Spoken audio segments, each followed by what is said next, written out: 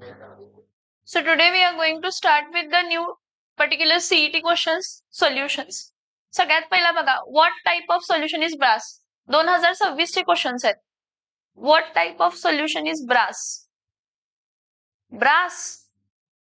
Brass is an alloy of homogeneous mixture of two metals. कोणते दोन metals असतात brass मध्ये? कॉपर आणि कोण असते तर झिंक. सॉलिड सोल्युशन आहे. कसला सोल्युशन आहे? Solid solution. What type of solution is brass? Solid in solid. Next, which of the following statement is not true about the solubility of substances? Gases like NH3 and CO3 obeys Henry's law. Gases like NH3 and CO2 does not obeys Henry's law. हे Henry's law ला ओबे करत नाहीत. Next, which of the following identify the solution which contains solid as a solute and liquid as a solvent? Sea water. Sea water मध्ये solid कोण असते तर salt आणि लिक्विड कोण असते तर water. What type of solution is H2 in palladium? H2 gas आणि palladium solid. H2 gas आणि palladium solid. So gas in solid. Gas नाही, गॅस सॉल्व्हेंट नाही आहे, गॅस सोल्यूट आहे या केसमध्ये. Gas is a solute and solid is a solvent. Gas is a solute. ए तोंड बंधा. Gas is a solute and solid is a solvent. Calculate the mole fraction if in the solution of solute. Calculate the mole fraction of solute in the solution if solution is prepared by dissolving 394 gram of non-volatile solute in 622 gram of काय म्हटले तर water. ठीक आहे. मोल fraction साठी आपल्याला काय काय माहित असायला पाहिजे?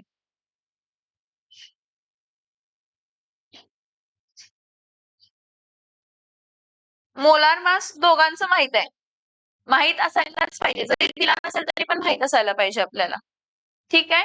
मोल फ्रॅक्शनचा फॉर्म्युला काय असते सोल्यूटचा? X2 इज इक्वल्स टू काय असते तर N2 divided by N1 plus काय असते तर N2. बरं, N2 साठी N2 म्हणजे number of moles of solute. Number of moles of solute काय असते तर मास ऑफ सोल्यूट डिवायडेड बाय काय येणार आहे तर molar mass of solute. Mass of solute किती आहे? 394 gram. Molar mass of solute किती आहे? 342 gram. Next, number of moles of solvent. Number of moles of solvent किती आहे? 622 gram. Mass of solute divided by molar mass. Water किती असते तर 18 gram असते. ह्याला सॉल्व करा. 2 1 जा 2 राहिलं किती? 1. 1 9 म्हणजे 18. 2 9 चा काय राहणार आहे तर 18. राहिलं किती? 4. 197. इतर 2 1 जा 2. 2 7 जा काय येणार आहे तर 14. आणि 2 किती जाणार आहे? 2 किती जाणार आहे? 1 जा 171. परत 622 च्या केस मध्ये बघा, 2 किती जाणार आहे? 2 9 जा 18. 2 3 जा 1 जा 1 जा. सो 311 डिवायडेड बाय 9 आणि हा 197. 9 प्लस 1 10 प्लस 7 17 आणि 171. 7 प्लस 1 8 प्लस 1 इज 9. हे सॉल्व करा. किती येते बघा ह्याचं मोल फ्रॅक्शनची व्हॅल्यू. पटकन सॉल्व करा आणि सांगा.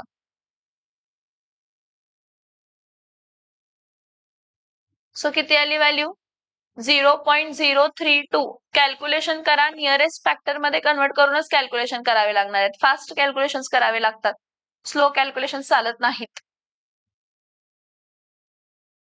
Next, what type of solution is iodine in air? Iodine solid असते आणि एअर काय असते तर gas. Solid in gas.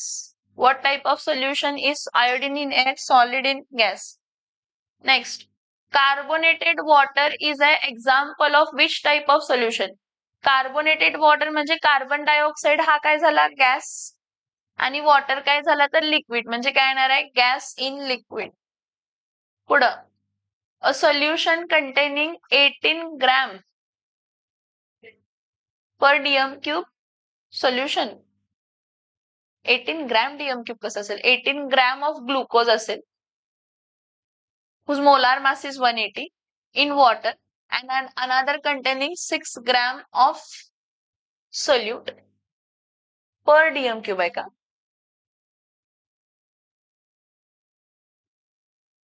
A solution containing, हे आणलीच नाही ह्यानी जाऊन, प्रिंट झालेत. 18 ग्रॅम किती लिटर मध्ये आहे? एका डीएम क्यूब मध्ये आहे. आणि another containing 6 gram, 6 gram per DM cube, एका डीएम क्यूब मध्ये आहे, of a solute in a water boils at same temperature. दोन्ही बॉइल्स ॲट सेम टेम्परेचर. फक्त एक मिनिट मला क्वेश्चन चेक करू दे, बरोबर आहे का?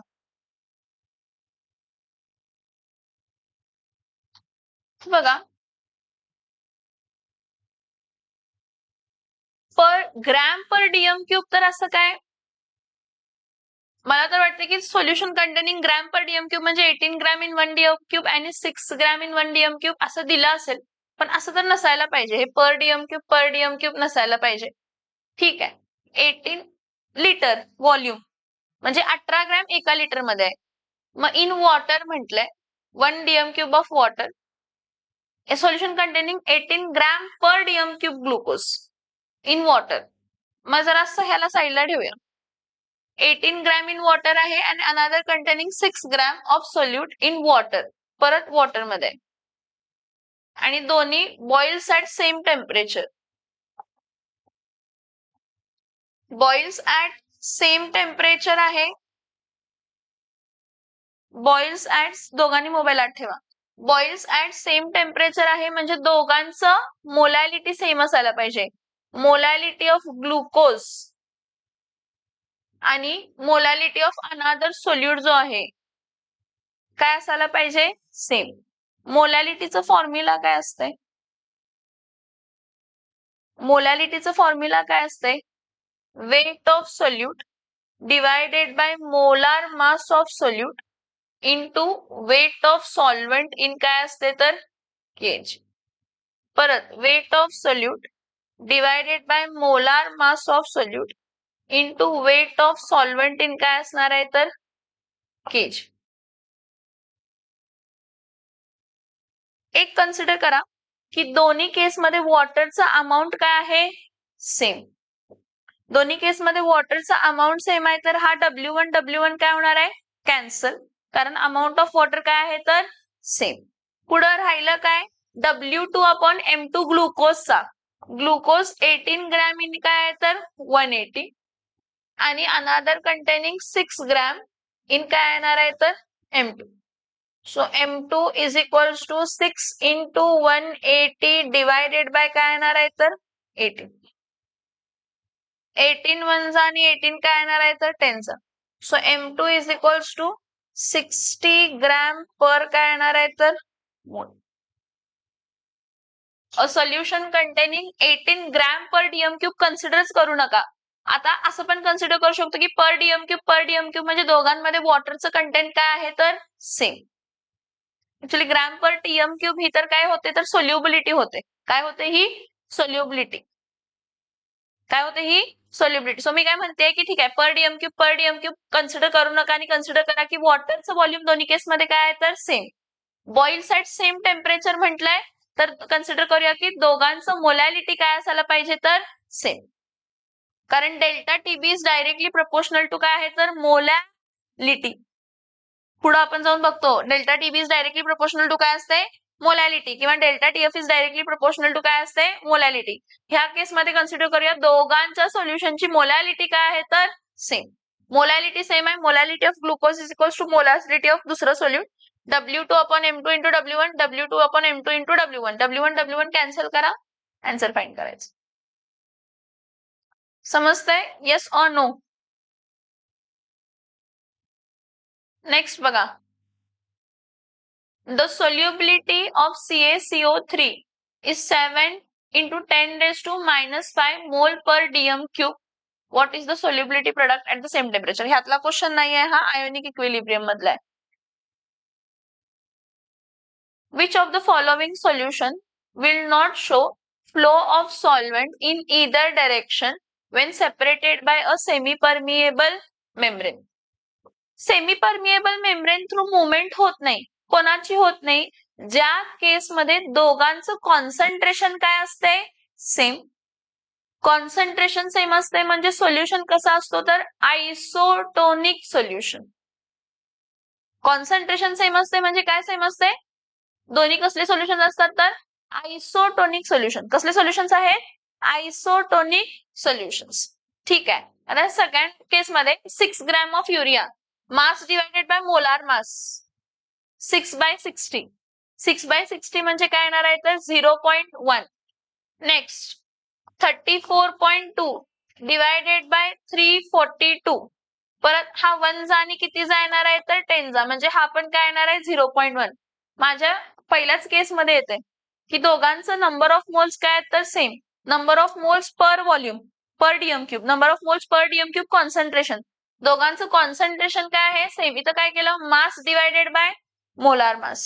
इथं पण काय केलं मास डिवायडेड बाय मोलार मास. मी तुम्हाला सांगितलं की तुम्हाला ग्लुकोजचा आणि सुक्रोजचा आणि युरियाचा नायट्रिक ऍसिडचा मोलार मास काय असायला पाहिजे? 5 असायला पाहिजे. जर मला युरिया दिसलं तर हा मोलार मास ऑफ युरिया किती असते तर 60. So 6 divided by 60 1/10 0.1. 34.2 divided by 342 0.1. दोघांचे नंबर ऑफ मोल्स काय आहेत तर same. Number of moles per volume म्हणजे काय असते तर concentration. Number of moles per volume म्हणजे काय असते तर कॉन्सन्ट्रेशन. दोघांचं कॉन्सन्ट्रेशन सेम आहे म्हणजे दोघांच्या आयसोटोनिक सोल्युशन्स आहेत. आयसोटोनिक सोल्युशनच्या केसमध्ये फ्लो ऑफ सॉल्व्हेंट पार्टिकल्स होणार नाही. आयसोटोनिक सोल्युशनच्या केसमध्ये फ्लो ऑफ सॉल्व्हेंट पार्टिकल्स होणार नाही. आयसोटोनिक सोल्युशनच्या केसमध्ये फ्लो ऑफ सॉल्व्हेंट पार्टिकल्स होणार नाही. ठीक आहे. नेक्स्ट बघा. Which from the following ionic solid exhibit decrease in solubility in water with increase in temperature? हे मी तुम्हाला सांगितलेलं आपण जेव्हा डिस्कस केलं की सोल्युबिलिटी वरती क्वेश्चन येतो आणि विचारतात की कोणाची सोल्युबिलिटी डिक्रीज होते with increase in temperature. Na2SO4. कोणाची Na2SO4 ची सोल्युबिलिटी काय होते? डिक्रीज होते with increase in temperature. Na2SO4 ची सोल्युबिलिटी काय होते? डिक्रीज होते with increase in temperature. Na2SO3 ची सोल्युबिलिटी डिक्रीज होते. Na2SO4 ची सोल्युबिलिटी डिक्रीज होते with increase in temperature. Textbook मध्ये दिलेलं आहे. What type of solution is an alloy?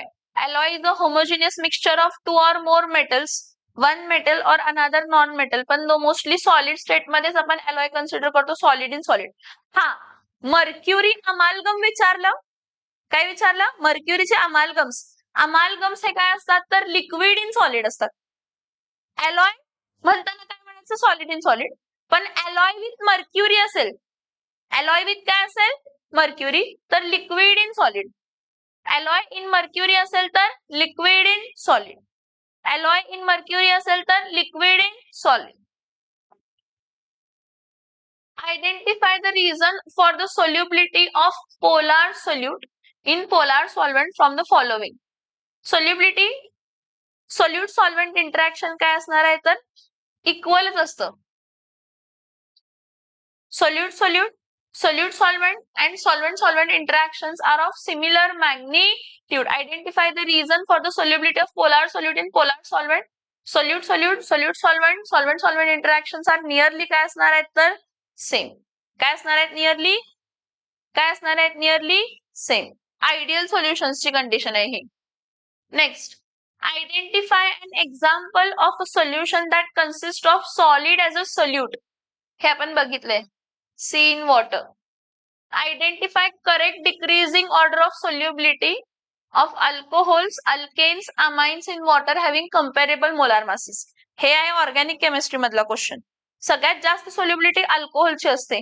Alcohol पेक्षा कमी सोल्युबिलिटी कोणाची असते तर अमाइन्स, आणि अमाइन्स नंतर कोणाची असते तर अल्केन्सची. सगळ्यात जास्त अल्कोहोल्स, मग अमाइन्स आणि मग कोण असतात तर अल्केन्स. सगळ्यात जास्त अल्कोहोल्स, मग अमाइन्स आणि मग कोण असतात तर alkanes. What type of solution is ethyl alcohol in water? Liquid in liquid. What type of solution is ethyl alcohol in water? Liquid in liquid. Next, which among the following gases exhibit very low solubility in water at room temperature? At room temperature ह्यामध्ये एकदम कमी solubility O2 ची असणार आहे. Reason O2 non polar असते आणि water काय असते पोलार. CO2 आणि NH3 हेनरीज लॉ फॉलो करत नाहीत. त्यांची सोल्युबिलिटी अपेक्षेपेक्षा काय असते तर जास्त. हे आपण बघितलंय एक्सेप्शन ऑफ हेनरी लॉ मध्ये. आणि HCl तर पोलार आहे म्हणजे तो वॉटर बरोबर काय करू शकतो तर सोल्युबिलिटी दाखवू शकतो. त्यांनी विचारले which of the following has the lowest solubility. Lowest solubility कोणाची असते तर ऑक्सिजन. लोवेस्ट सोल्युबिलिटी कोणाची असते? लोवेस्ट सोल्युबिलिटी कोणाची असते? ऑक्सिजनची. Which of the following concentration term depends on temperature? Molarity depends on temperature. कारण मोलॅरिटीचं फॉर्म्युला काय असते? मोलॅरिटीचं फॉर्म्युला असते number of moles of solute divided by volume of solution. Number of moles of solute divided by volume of what? Solution. Next, what type of solution is obtained from the amalgam of mercury with sodium? मी सांगितलं तुम्हाला mercury कोणत्या state मध्ये असते? Liquid. Mercury कोणत्या state मध्ये असते? Liquid. आणि sodium कोणत्या स्टेट मध्ये असते? सॉलिड. मग याचं एक्झाम्पल काय असणार आहे? लिक्विड इन काय असणार आहे तर सॉलिड. लिक्विड इन काय असणार आहे तर solid. Next, 60 gram of acetic acid is dissolved in 1 dm cube of solvent. What is the molality if the density is 1.25 gram per centimeter cube? Please stop talking. This is the humblest request now. Density is equals to काय असते तर mass upon काय असते तर volume. आणि density into volume is equals to काय असते तर mass. Density into volume is equals to mass. आता सॉल्व्हेंटचं दिलंय डीएम क्यूब, 1 डीएम क्यूब दिलंय आणि डेन्सिटी दिलंय 1.25 ग्रॅम पर काय दिले तर सेंटीमीटर क्यूब. ह्याला मल्टिप्लाय करा, डीएम क्यूबला कशामध्ये कन्वर्ट करा तर सेंटीमीटर क्यूब. सो इथं काय येणार आहे 1.25 इंटू काय येणार आहे तर 1000 सेंटीमीटर क्यूब. आणि इथं मोलॅलिटी आहे ती, आपल्याला मोलॅलिटी विचारली आहे. हा ग्रॅम आणि हा सेंटीमीटर क्यूब डिवायडेड बाय जो होता तो कट होणार आणि राहणार कोणती टर्म? फक्त ग्रॅमची. म्हणजे 1.25 इंटू 1000 काय येणार आहे तर 1250 gram of capital M that is mass of solute. Sorry, capital M मला घ्यायलाच नाही पाहिजे होतं, इथं डब्ल्यू घ्यायला पाहिजे होतं. हे W1 आहे, हे V1 आहे आणि हे D1 आहे. हे D1 V1 आहे कारण आपण काय फाइंड करतोय? वेट ऑफ सॉल्व्हेंट फाइंड करतोय. काय फाइंड करतोय? Weight of solvent. विचारले मोलॅलिटी.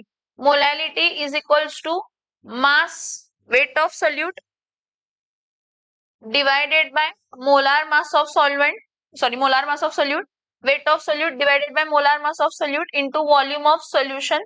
सॉरी, मोलॅलिटी विचारले ना. Molar mass into weight of solvent in काय असते तर केजी. जर वेट ऑफ सॉल्व्हेंट केजी मध्ये नसेल आणि ग्रॅम मध्ये असेल, कशामध्ये असेल? ग्रॅम मध्ये.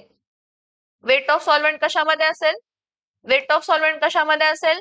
ग्रॅम मध्ये. तर ह्याला मल्टिप्लाय बाय काय करायचं तर 1000. सो W2 किती ग्रॅम आहे? 60 इंटू काय येणार आहे तर 1000 divided by molar mass. Molar mass पण किती आहे तर 60 इंटू वेट ऑफ सॉल्व्हेंट 1 2 काय आहे तर 50. हे 0 कट करा, इथला 0 कट करा. 25 किती जायते? 4 जा आणि किती जायते तर 5 जा. किती येणार आहे आन्सर? 0.8 मोलाल. किती येणार आहे? 0.8 मोलाल. लिहून घ्या. क्वेश्चन पहिला समजून घ्या.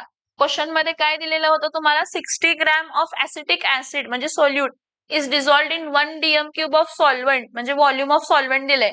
What is the molality of solution? जर डेन्सिटी ऑफ सॉल्व्हेंट काय दिली आहे? 1.25 gram per centimetre cube. Density 1.25 gram per centimetre cube ही सॉल्व्हेंटचीच दिलेली आहे, कन्सिडर करायची.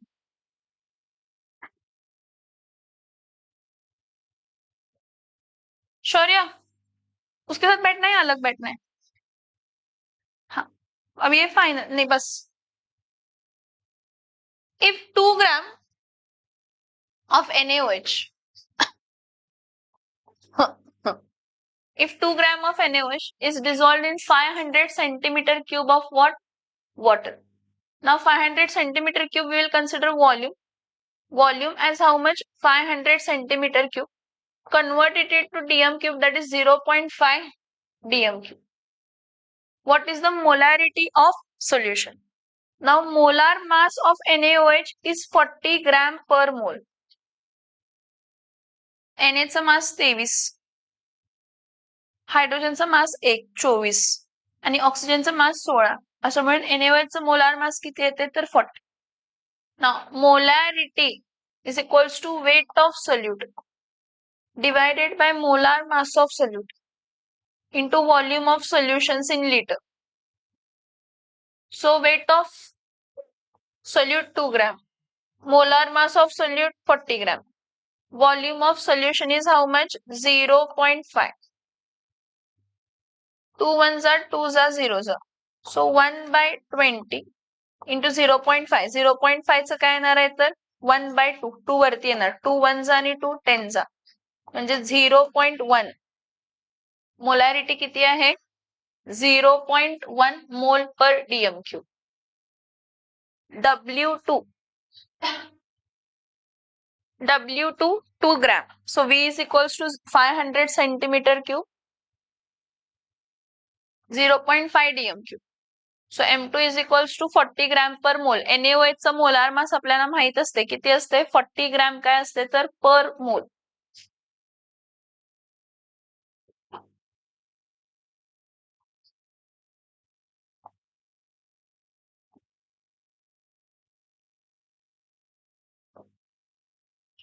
नेक्स्ट पॉइंट बघा, वेपर प्रेशर आणि Rawls law.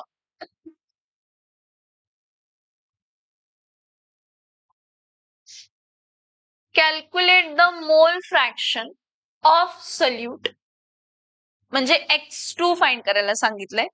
Calculate the mole fraction of solute if the vapor pressure of solution and pure solvent are 27 mm of Hg and 30 mm of Hg respectively.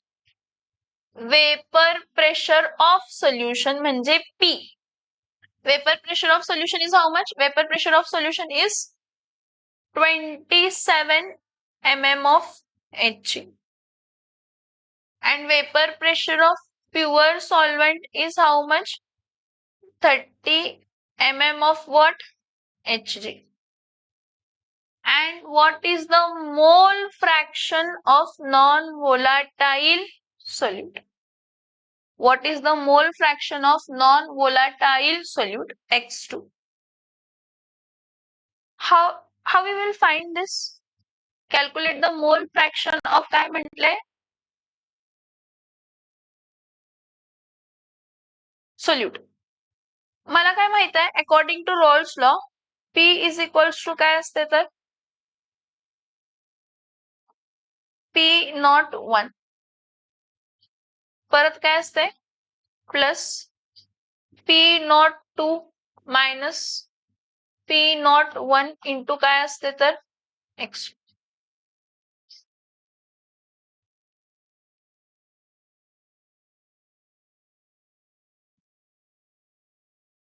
P02 दिलेलं नाहीये, P दिलेलं आहे. मोल fraction of solute. Solute non volatile हे पण नाही दिलेलं. का सोल्यूट नॉन वोलाटाइल कन्सिडर करूया?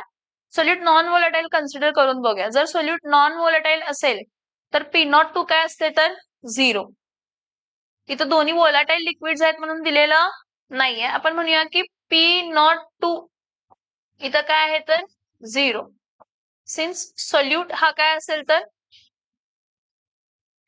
Non volatile. ओके. असं का म्हटलं? कारण तुमचं सॉल्व्हंटचा वेपर प्रेशर आहे ना, कोणाचं वेपर प्रेशर आहे? त्या सॉल्व्हंटच्या वेपर प्रेशर पेक्षा सोल्युशनचा वेपर प्रेशर काय आहे तर कमी, म्हणजे लोअरिंग इन वेपर प्रेशर झालाय. काय झालाय? मग लोअरिंग इन वेपर प्रेशर कधी होतंय? जेव्हा सोल्यूट नॉन वोलाटाईल आहे. सोल्यूट नॉन वोलाटाईल आहे म्हणजे P02 काय असायला पाहिजे तर 0. कोण 0 असायला पाहिजे? P02 काय असायला पाहिजे तर 0. ठीक आहे. P ची व्हॅल्यू किती आहे? 27 इज इक्वल्स टू 30 प्लस इथं 0 मायनस काय येणार आहे तर 30 into x2. So 27 minus 30 is equals to minus 30 into x2. So minus 3 upon minus 30 is equals to काय येणार आहे तर x2. So minus 3 upon minus 30 म्हणजे काय येणार आहे 1/10 is equals to x2. That is 0.1. किती आहे हा? 0. काय आहे तर 1. इकडे लक्ष द्या. सोल्यूटचं वेपर प्रेशर 0 असणार हे आपल्याला इमॅजिन करायला लागणार. का? एक लॉजिक आपण हा वापरतो की वेपर प्रेशर ऑफ सॉल्व्हेंट पेक्षा सोल्युशनचा वेपर प्रेशर काय आहे? कमी. वेपर प्रेशर ऑफ सॉल्व्हेंट पेक्षा सोल्युशनचा वेपर प्रेशर कमी आहे, म्हणजे लोअरिंग इन वेपर प्रेशर झाले. लोअरिंग इन वेपर प्रेशर कधी होत आहे? जेव्हा तुम्ही नॉन वोलाटाईल सोल्यूट ऍड करताय. जो काय नॉन वोलाटाईल सोल्यूट आहे त्याचं वेपर प्रेशर काय असते तर 0. नॉन वोलाटाईल सोल्यूटचं वेपर प्रेशर काय असतंय? 0. नॉन वोलाटाईल सोल्यूटचं वेपर प्रेशर काय असतंय? 0. नॉन वोलाटाईल सोल्यूटचं वेपर प्रेशर काय असतंय? 0. समजतंय का? Yes or no?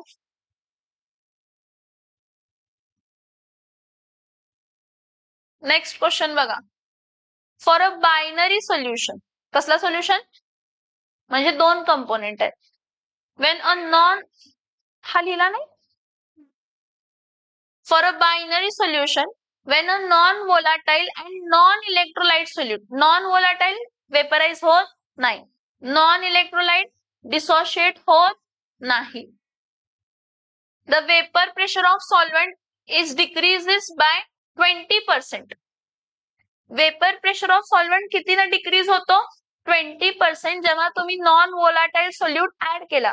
म्हणजे सोप्या भाषेत वेपर प्रेशर कोणाचा कमी झाला? सोल्युशनचा वेपर प्रेशर कमी झाला.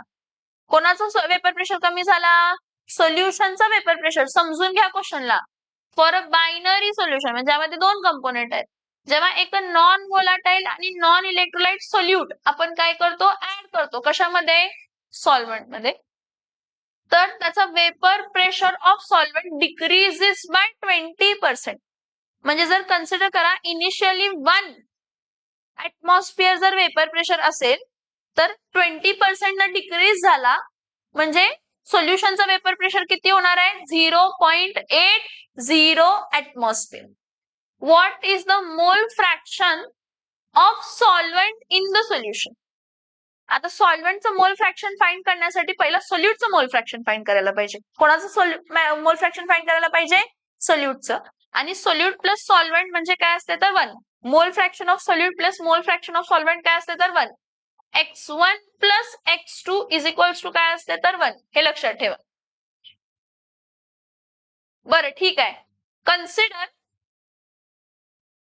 Consider vapor pressure of pure solvent is 1 atmosphere. When a non-volatile solute is added in a solvent, the vapor pressure of solvent decreases by 0.20% ने decrease होतो. 20% ने डिक्रीज जर होत असेल तर सोल्युशनचा वेपर प्रेशर किती असणार आहे? 1 minus 20% of 1 म्हणजे 1 minus 0.2 सॉरी 1 minus 2 upon काय येणार आहे तर 20 upon काय येणार आहे तर 100. 20 upon 100 म्हणजे हा 0 काय झाला तर कट. म्हणजे 0.2 मायनस केला तर 0.8. सोल्युशनचा ऍटमॉस्फेरिक इमॅजिन म्हटलंय आपण इथं. काय म्हटलंय आपण इथं? इमॅजिन करा की प्युअर सॉल्व्हंटचा वेपर प्रेशर 1 ऍटमॉस्फिअर होता. सोल्युशनचा ऍटमॉस्फेरिक प्रेशर काय 20% न कमी झाला. कमी झाला म्हणजे किती राहणार आहे? 0.8. आपण इथं लोअरिंग इन वेपर प्रेशरचं रिलेशन वापरूया. Delta P upon P not 1 is equals to x2. पण बाळांनो मला x2 फाइंड करायचंच नाहीये, मला फाइंड काय करायचं आहे, x1 फाइंड करायचं आहे. सो डेल्टा पी काय असते, P not 1 minus P upon P not 1 is equals to x2. पी नॉट 1 किती आहे, 1 मायनस पी किती आहे, 0.8 डिवायडेड बाय पी नॉट 1 काय आहे, 1 इज इक्वल्स टू काय येणार आहे, x2. म्हणजे 1 मायनस 0.8 म्हणजे काय येणार आहे, 0.2 इज इक्वल्स टू काय येणार आहे, x2. मोल fraction of non volatile solute. मग x1 काय असणार आहे, x1 is equals to 1 minus काय असते तर x2. सो 1 मायनस काय तर 0.2. 1 मायनस 0.2 म्हणजे काय येणार आहे, 0.8. क्वेश्चन ट्रिकी आहे. 2026 चे क्वेश्चन ट्रिकी होते, म्हणजे 2027 चे पण क्वेश्चन ट्रिकी असणार आहे, हे लक्षात ठेवा. कसा सॉल्व्ह करायचं हे लॉजिक आपण डेव्हलप करायला पाहिजे, त्यासाठी खूप प्रॅक्टिस करायला लागणार आहे. For a binary solution, when a non-volatile, non-electrolyte solute is dissolved in solvent, vapor pressure of solvent decreases. म्हणजे सोल्यूट ऍड केल्यानंतर सॉल्व्हेंटचं वेपर प्रेशर डिक्रीज होते, म्हणजे सोल्युशनचं वेपर प्रेशर डिक्रीज होतं. कितीने डिक्रीज झाला, 20%. मग म्हटलं की अज्युम करा की पी नॉट 1 पहिला वेपर प्रेशर प्युअर सॉल्व्हेंटचा 1 atmosphere होता. 20% ना डिक्रीज झाला म्हणजे 1 मायनस 20 अपॉन 100 म्हणजे 0.8 atmosphere झाला. ठीक आहे. Delta P upon P not 1 is equals to x2 असते. So P not 1 minus P upon P not 1 is equals to x2. 1 minus 0.8 is equals to x2. 0.2 is equals to x2. So x1 is सॉल्व्हेंटचा vapour pressure विचारलंय. सॉल्व्हेंटचा vapour pressure विचारलंय. सॉल्व्हेंटचं mole fraction विचारलंय. सॉल्व्हेंटचं mole fraction काय असणार आहे, 0.8. आपण हवेत गोळी मारतो, हा कोणाचं विचारलं असणार आहे, सोल्यूटच विचारणार असणार आहे. What is mole fraction of solvent in solution म्हटले. सो चुकणार फॉर शुअर. जर तुम्ही सोल्यूट म्हटला तर तुम्ही x2 काढून डायरेक्ट 0.2 लिहिला तर, कारण ऑप्शन तर तो असणारच आहे. पण सॉल्व्हेंटला विचारायचं आणि नोट डाऊन करत घ्या. शिकवत मी जेव्हा करते त्यावेळी नोट डाऊन करून घ्या, परत सेपरेट टाइम देत बसणार नाही.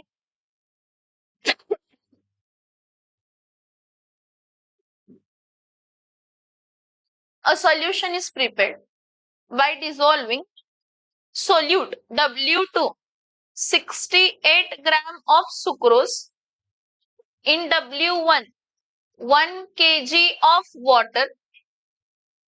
Calculate the vapor pressure of solution. म्हणजे P is equals to, if the vapor pressure of pure solvent is how much, 18 mm of Hg. And mole fraction of solvent. मोल fraction of solvent किती दिलंय, x1 दिलंय. x1 किती आहे सांगा, 0.9964. आता मज्जा बघा, जर सॉल्व्हेंटचं मोल फ्रॅक्शन दिले तर सोल्यूटचं मोल फ्रॅक्शन इझिली काढू शकतो. कसं, x2 इज इक्वल्स टू काय असते तर 1 मायनस काय असते तर x1. So 1 minus 0.9964. So 1.0000 minus 0.9964. 10 minus 4 is 6. 9 minus 6 is 3. 9 minus 9 is 0. 9 minus 9 is 0. So 0.0036. हा मोल फ्रॅक्शन ऑफ सोल्यूट आहे. कोणाचं मोल फ्रॅक्शन आहे, सोल्यूट. माझ्याकडे फॉर्म्युला काय आहे, delta P upon P not 1 is equals to mole fraction of solute. हे सगळं टाइमपासला दिले. टाइमपासला दिले म्हणजे तुम्हाला कन्फ्युज करण्यासाठी दिले. परत delta P upon P not 1 18 is equals to x2 0.0036. So delta P is equals to काय येणार आहे, 0.0036 इंटू काय येणार आहे तर 18. सो 36 इंटू 18 करा. 8 5 are 48, 6 are 48, 8 1 are 8, 2 16 is 24, 25, 26, 27, 28. 1 6 are 6, 1 3 are 3.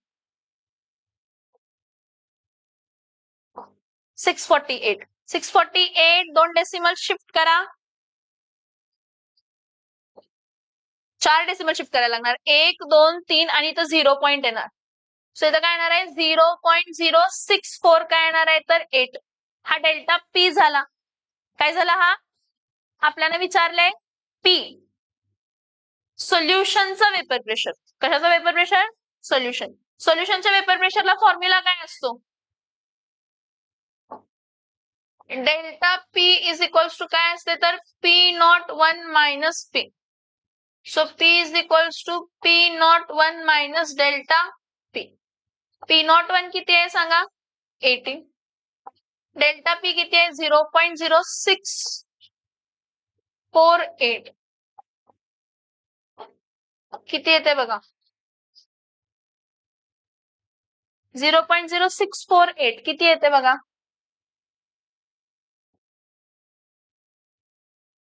निमिष लिहून घ्यायचंय. निमिष तसंच बसशील निमिष.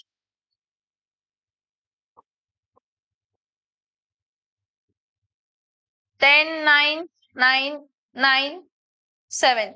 10 minus 8 2. 9 minus 4 2. 9 minus 6 3. 9. 17.9322. 17.9322. समजून घ्या क्वेश्चन काय होता. Weight of solute, weight of solvent दिलेला होता. टाइमपास साठी दिलाय.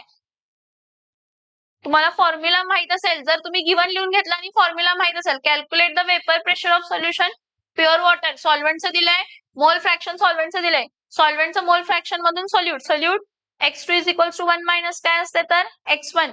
x2 is equals to 1 minus काय असते x1. So delta P upon P01 is equals to x2. So delta P upon 18 is equals to 0.0036. So delta P is 0.0648.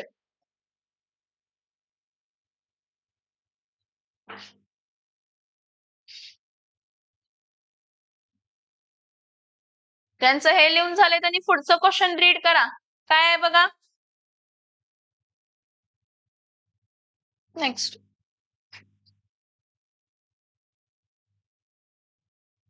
Vapor pressure of CCl4 at 25 degrees Celsius is 143 mm of Hg. If 0.5 gram of non-volatile solute is added, म्हणजे आता pure solvent आहे. CCl4 कसला solvent आहे? Pure solvent आहे.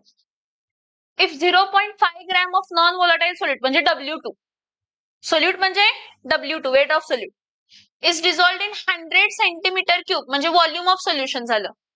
CCl4 चं volume of solution 100 centimeter cube. Find the vapor pressure of solution if the density of CCl4 is 1.58. हे density दिलंय आणि इथं व्हॉल्यूम दिलंय. हे व्हॉल्यूम आणि डेन्सिटी वापरून तुम्ही सॉल्व्हेंटचं मास फाइंड करू शकता, म्हणजे CCl4 चा मास फाइंड करू शकता. And the molecular weight of solute, molecular weight of solute पण दिले. किती आहे तर 65 आहे. बरं ठीक आहे. गिवन काय काय बघा. Vapour pressure of pure solvent P01.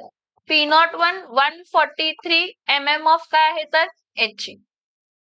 W2 0. काय आहे तर 5 ग्रॅम आहे. परत मॉलिक्युलर वेट ऑफ सोल्यूट पण दिलंय M2. किती आहे सांगा M2? 65 ग्रॅम पर मोल. बरं पुढं डेन्सिटी ऑफ CCl4 दिलंय आणि व्हॉल्यूम ऑफ CCl4 दिलंय. हे बघा, weight of solvent is equals to density of solvent into volume of solvent. Weight of solvent is equals to density of solvent into volume of solvent. Density of solvent किती आहे? 1.58 gram per centimetre cube into volume of solvent. Volume of solvent किती आहे? 100. म्हणजे इथं काय येणार आहे? 158 gram solvent. 158 gram solvent. बरं, मोलार मास ऑफ सॉल्व्हेंट नाही दिलेलं कारण फॉर्म्युला दिलाय. क्लोरीनचं 2 क्लोरीनचं मास 71 असते. 4 क्लोरीनचं किती असणार आहे? 142. त्यामध्ये 12 ऍड करा. 2 2 जा 2 + 2 4 154. समजते का काय केलं? Yes or no? CCl4 चा मास फाइंड करायला लागणार. कार्बन 12 आणि क्लोरीन 4 क्लोरीन 2 क्लोरीनचं 71 असते एवढं लक्षात ठेवा. 35.5 35.5 71. 71 + 71 142. मग किती आलं? मोलार मास 150 काय आला तर 4. आपल्याकडे फॉर्म्युला काय आहे? Delta P upon P not 1 is equals to W2 into M1 divided by M2 into W1. Delta P ची व्हॅल्यू माहित नाही कारण मला सोल्युशनचं वेपर प्रेशर फाइंड करायचं आहे. बरं, पी नॉट 1 माहित आहे कारण दिलेला आहे. W2 किती आहे? 0.5. M1 किती आहे?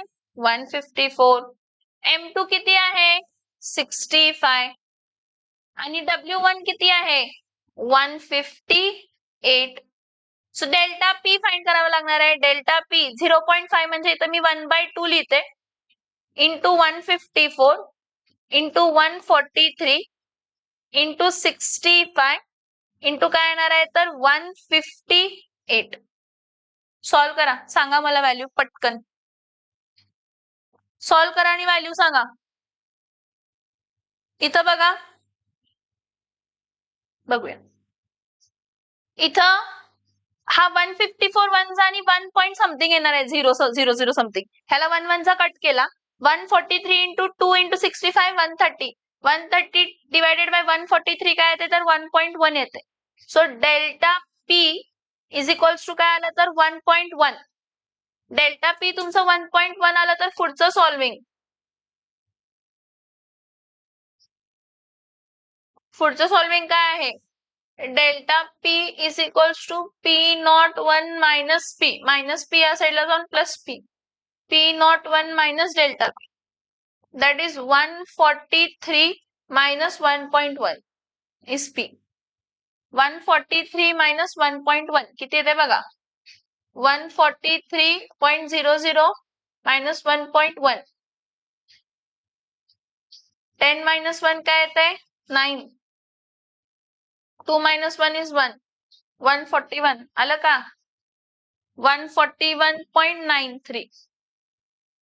कॅल्क्युलेशन्स डोकं जरासं लावायला लागते. 154 158 1 1 जा कट केलं ते 93 ठीक आहे, ओके.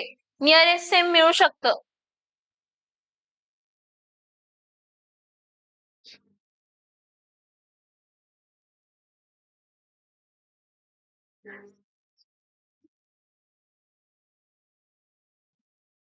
नेक्स्ट क्वेश्चन बघा. Which from the following liquid mixtures behave nearly ideally? Nearly ideally benzene plus toluene असते. नियरली आयडियली बेन्झीन प्लस काय असते? टोल्यून. गंडवायचं म्हणून गंडवू नये माणसानं.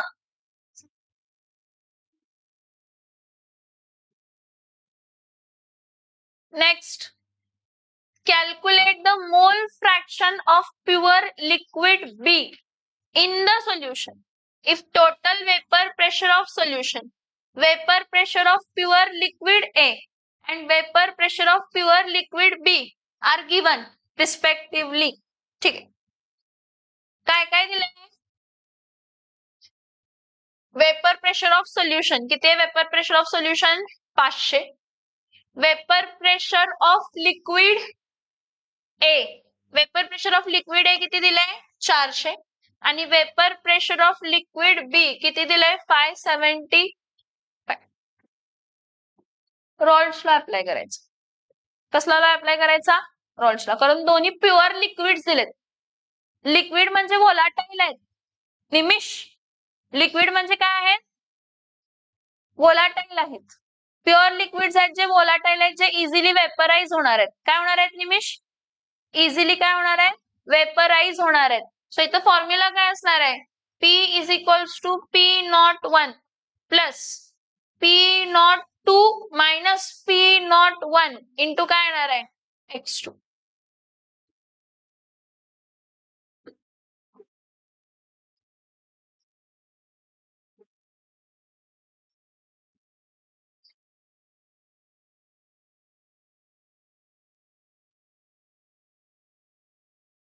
सो P टोटल प्रेशर किती आहे? 500 is equals to P not 1 400 plus P naught 2 575 minus P not 1 400 into x2 so 500 minus 400 is equals to 175 into x2. 500 minus 400 is 100. 100 divided by 175 is equals to x2. So इथं काय येणार आहे 4 bye काय येणार आहे 4 bye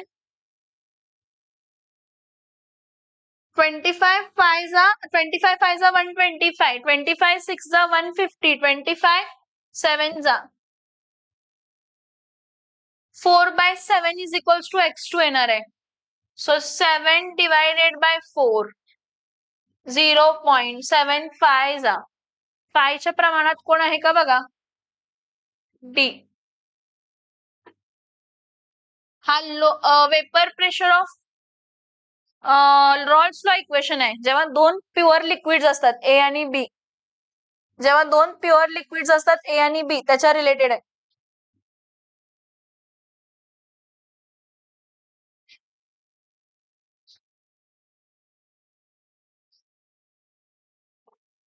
झालं.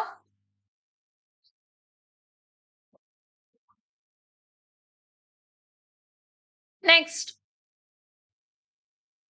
calculate the vapor pressure of volatile liquid A at a temperature, given temperature, if the mole fraction and vapor pressure of volatile liquid B are 0.4 and 900 mm of Hg आणि total pressure दिले. Same formula use करायचा आहे.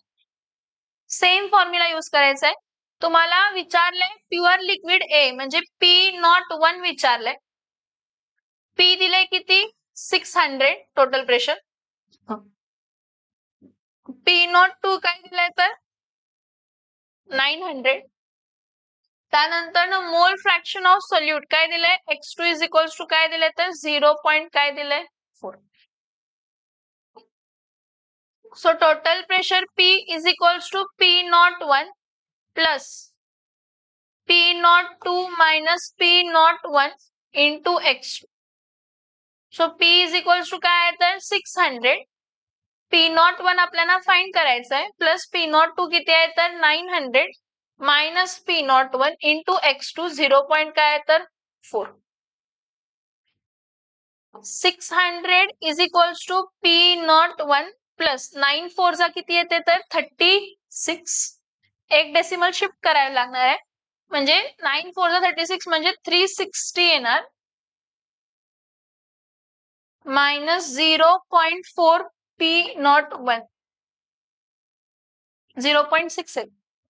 So 600 minus 360 is equals to P01 minus 0.4 P01. 600 minus 360 किती येणार आहे 600 minus 360 किती येणार आहे 240 is equals to 0.6 P01. So 240 divided by 0.6 is equals to P01. So 2400 upon P01 upon 6 is equals to P01. 6 1 जा 6 6 2 जा 12 6 3 जा 18 6 4 जा 20. So 400 is equals to P02. Solve मी करते पण करायला पाहिजे तुम्हाला ऍक्च्युअली व्हॅल्यूज पुट करून. ठीक आहे नाही करून देत पुढच्या क्वेश्चनला तुमचं तुम्ही सॉल्व करा. थांबते.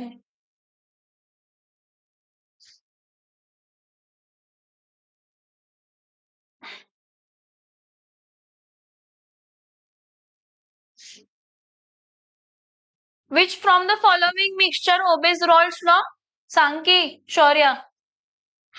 रॉल्स लॉ कोण फॉलो करायला पाहिजे ideal solution Rawls law follow करतात. आयडियल सोल्युशन सारखं बिहेव कोण करते तर बेन्झीन अँड टोल्यून. कोण बिहेव करते बेन्झीन अँड कोण फॉलो करते तर टोल्यून.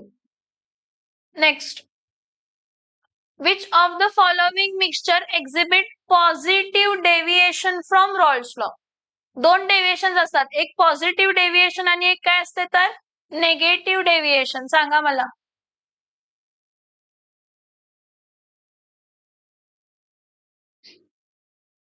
अरे बेन्झिन आणि टोल्यून आयडियल सोल्युशन आहे रे, 4 वेळा बघितलं. आता विचारतायत की ते positive deviation from Rawls law कोण दाखवतंय म्हणून. लिहून घेतलाय तुम्ही नोटबुक मध्ये पॉझिटिव्ह डेव्हिएशन आणि नेगेटिव्ह डेव्हिएशन चेक करा कोण दाखवते पॉझिटिव्ह डेव्हिएशन आणि negative deviation.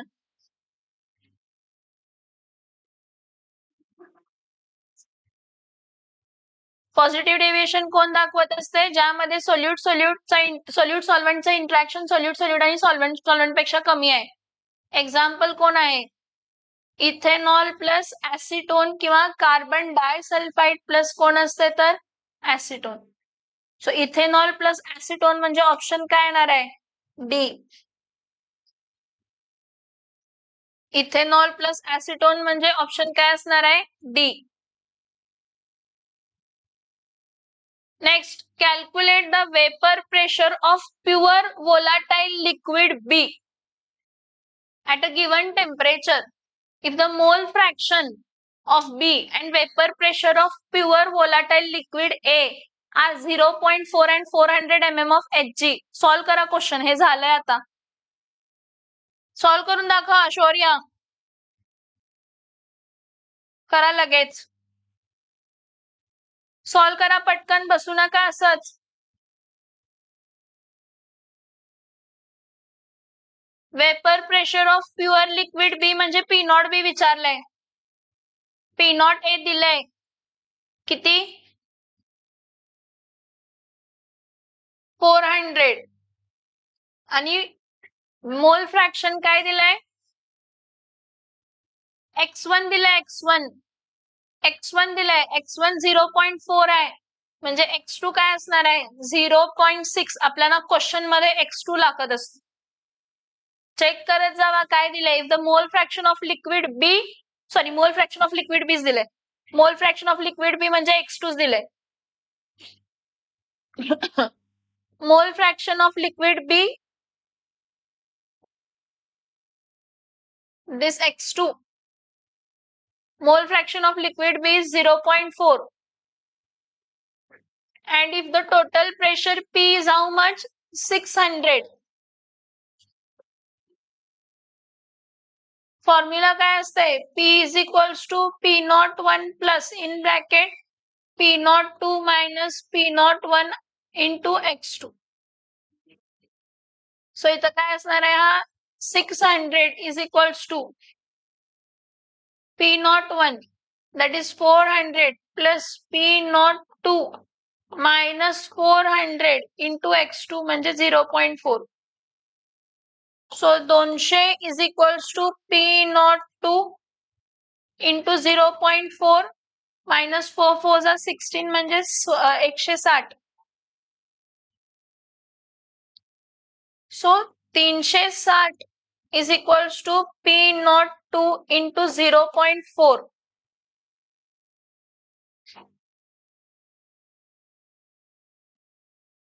So 360 divided by 0.4 is equals to P02. So 3600 divided by 4 is equals to P02. 4 1 जा आणि 4 9 जा, that is 900 mm of काय असणार आहे तर Hg काय असणार आहे तर P0. That is vapor pressure of pure liquid B. Sorry, vapor pressure of pure liquid A. Vapor pressure of pure liquid A. तिसरा क्वेश्चन, सेम पॅटर्न.